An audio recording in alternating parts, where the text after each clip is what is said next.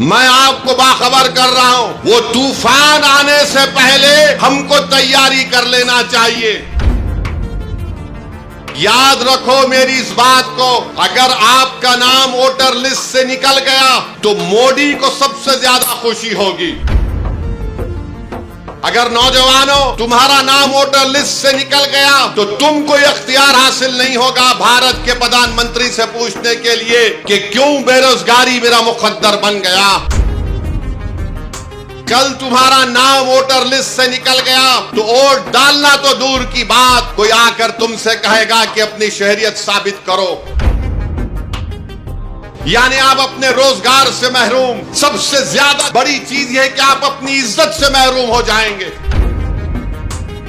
जब तेलंगाना में या आपके किसी रियासत में ये इंटेंसिव रिवीजन होगा तो आप लोग परेशान होने की जरूरत नहीं, अभी वक्त है। पासपोर्ट बना सकते, दबा के पासपोर्ट बनाओ। बर्थ सर्टिफिकेट नहीं है तो बर्थ सर्टिफिकेट बनाओ।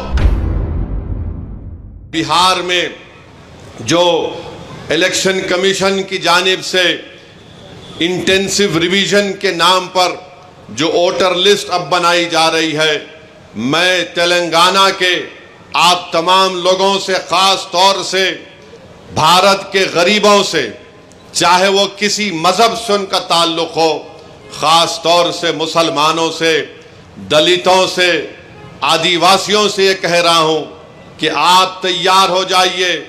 अगर तेलंगाना हो या वेस्ट बंगाल हो या तमिलनाडु हो या भारत में पूरे रियासतों में इस तरह का इंटेंसिव रिवीजन करवाया जाएगा, तो मेरी आप लोगों से अपील है कि आप लोग अपना एक एक का बर्थ सर्टिफिकेट बनाइए।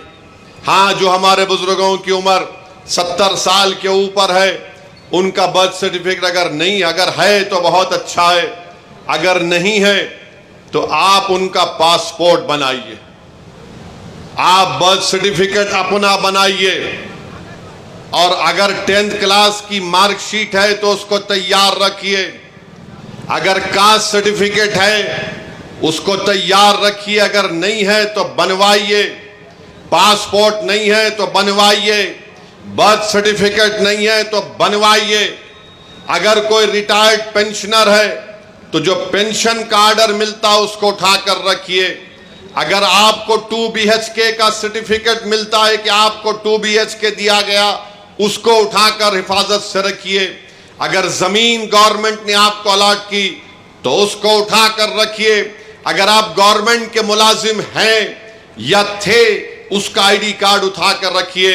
क्योंकि याद रखिए मेरी इस बात को कि अब जब इंटेंसिव रिवीजन हो रहा है तो इलेक्शन कमीशन ने जो हिदायतें BLOs को दी हैं बिहार में, उसमें यह कहा गया कि अगर इलियास साहब के घर पर कोई 3 मरतबा BLO चला जाएगा और 3 मरतबा किसी जायज वजह से इलियास साहब अपने घर पर मुकीम नहीं होंगे तो BLO उसकी इत्तला ERO को और AERO को देगा। और ये AERO और ERO को इख्तियार हासिल है कि वो 1955 के सिटीजनशिप एक्ट के तहत उन तमाम ओहदेदारों को इत्तला देना के लिए साहब शायद भारत के नागरिक नहीं है, तो ये सिटीजनशिप का मसला पैदा हो जाएगा। तेलंगाना में भी इंटेंसिव रिवीजन होगा, बल्कि पूरे मुल्क में होगा। मैं आज यहां बोधन की सरजमीन से खड़े होकर उन तमाम भारत के गरीबों को कह रहा हूं, उन दलितों को, आदिवासियों को और मुसलमानों को कह रहा हूं कि आपको नंबर 1 अपना बर्थ सर्टिफिकेट बनाना है। 10th क्लास अगर किसी ने किया तो मार्कशीट तैयार रखना है। कास्ट सर्टिफिकेट है तो तैयार रखिए, और अगर आप उस कास्ट में आते हैं उसका सर्टिफिकेट निकलवाइए। आपके पास अगर गवर्नमेंट की स्कीम का दिया हुआ 2 BHK का सर्टिफिकेट है तो उसको उठाकर रखिए। ये इसलिए कह रहा हूं कि 10 डॉक्यूमेंट की बात जो इलेक्शन कमीशन ने बिहार में की वो यही 10 डॉक्यूमेंट हैं। हमने सुप्रीम कोर्ट को अख्तरुल ईमान मंजलिस की तरफ से गए तो सुप्रीम कोर्ट ने अपने इंटरिम ऑर्डर में कहा कि प्राइमा फेसी हम इलेक्शन कमीशन से कहते हैं कि आधार कार्ड को भी, जो इलेक्शन कमीशन का वोट डालने का एपिक कार्ड होता है, राशन कार्ड को भी वो कंसीडर करे।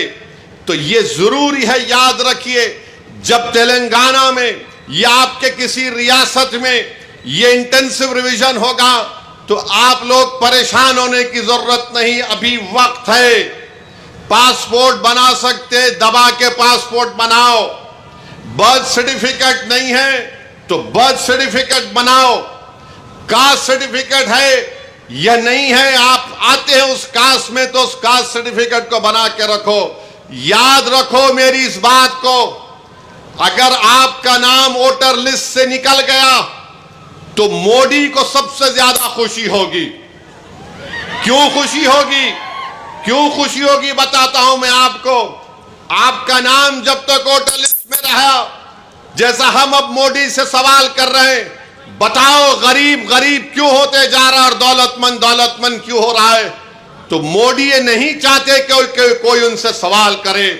अगर नौजवानों तुम्हारा नाम वोटर लिस्ट से निकल गया तो तुमको इख्तियार हासिल नहीं होगा भारत के प्रधानमंत्री से पूछने के लिए कि क्यों बेरोजगारी मेरा मुकद्दर बन गया।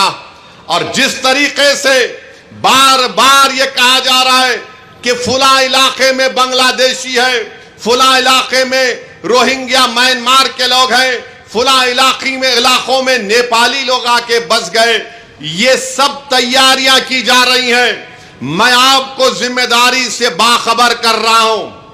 ये जज्बात में लाने के लिए, ये डराने के लिए नहीं कह रहा हूं। ऑन रिकॉर्ड कह दिया गया कि पूरे भारत में इंटेंसिव रिवीजन होगा। और तेलंगाना में जो लास्ट इंटेंसिव रिवीजन हुआ था, मेरे ख्याल से अगर मेरा हाफिजा सही है तो 2007 में या फिर 2002 में हुआ था। मगर ये चीज की तैयारी करके रखिए। मैं भी रशादी साहब से बात कर रहा था कि हमको अनकरीब में तेलंगाना में एक हमारे सदर साहब की मौजूदगी में, उनकी क़यादत में एक मीटिंग करके हम तमाम तंजीमों के जिम्मेदारों को बुलाकर हम उनसे अपील करें, बल्कि हर जुमे के खुतबे से पहले जो लोग मस्जिदों में वाज करते हैं या बयान देते हैं, मेरी आपसे भी अपील है कि आप लोगों को बाखबर करिए। ये साजिशें की जा रही हैं। कल तुम्हारा नाम वोटर लिस्ट से निकल गया तो वोट डालना तो दूर की बात, कोई आकर तुमसे कहेगा कि अपनी शहरियत साबित करो। फॉरेनर्स ट्रिब्यूनल को भिजा दिया जाएगा, उसका भी एक प्रोसीजर है। पहले एसपी बॉर्डर को बोला जाएगा, एसपी बॉर्डर लेटर लिखेगा मिनिस्ट्री होम अफेयर्स को, वहां पर 3 ऑफिसर के दस्तखत के बाद आपका मुकदमा चलेगा। यानी आप अपने रोजगार से महरूम। सबसे ज्यादा बड़ी चीज यह कि आप अपनी इज्जत से महरूम हो जाएंगे।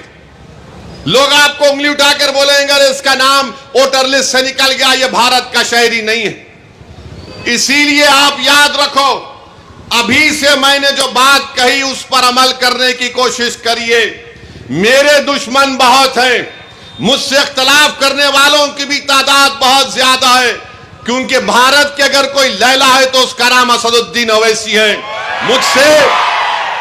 मुझसे बहुत चाहने वाले हैं, मगर उसकी परवाह मत करो। मैं तुमको बाखबर कर रहा हूं, मैं आपको बाखबर कर रहा हूं। वो तूफान आने से पहले हमको तैयारी कर लेना चाहिए। साजिश करने वाले की साजिश में उसको नाकाम करने के लिए हमको आज से तैयारी करना पड़ेगा।